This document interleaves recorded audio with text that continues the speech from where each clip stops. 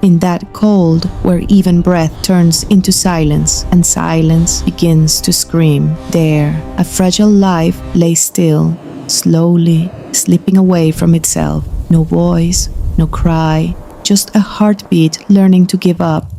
And beyond that endless white, an old heart was still beating for someone else. She walked slowly, each step riding pain into the snow. She did not feel the cold, nor the weight of her body, only a quiet calling. And when her trembling hand finally reached that fading breath, nothing changed. The storm still raged. The winds still cut through the air.